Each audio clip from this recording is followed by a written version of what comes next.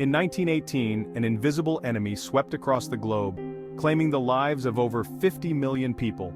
It wasn't a war, but it left behind devastation unlike anything the world had seen.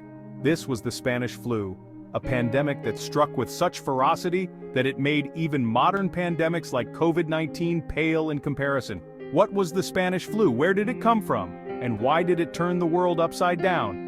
Join us as we uncover the grim story of the 1918 pandemic and its haunting legacy. The Spanish flu wasn't Spanish at all. Its name came from Spain's neutral stance during World War I, which allowed their press to openly report on the outbreak. But the origins? Most historians point to a military base in Kansas, USA, where the first known cases appeared in early 1918. The flu spread like wildfire, carried by soldiers traveling across the globe during World War I.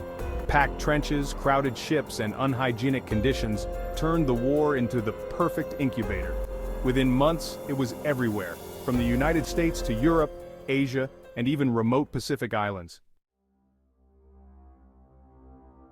Unlike most flu viruses, the Spanish flu didn't just target the elderly and the young. Instead, it struck healthy adults between the ages of 20 and 40 with deadly precision. Why? Scientists believe the virus triggered a deadly immune overreaction known as a cytokine storm, causing the body to attack itself. Victims developed a high fever, severe cough, and even cyanosis, a condition where their skin turned blue due to lack of oxygen. For many, death came within days, if not hours. Hospitals were overwhelmed, with makeshift morgues set up to handle the staggering number of bodies.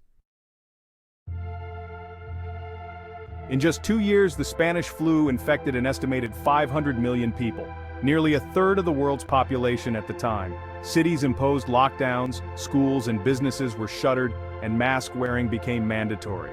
But here's the terrifying part. Healthcare systems in 1918 were ill-equipped to handle the crisis.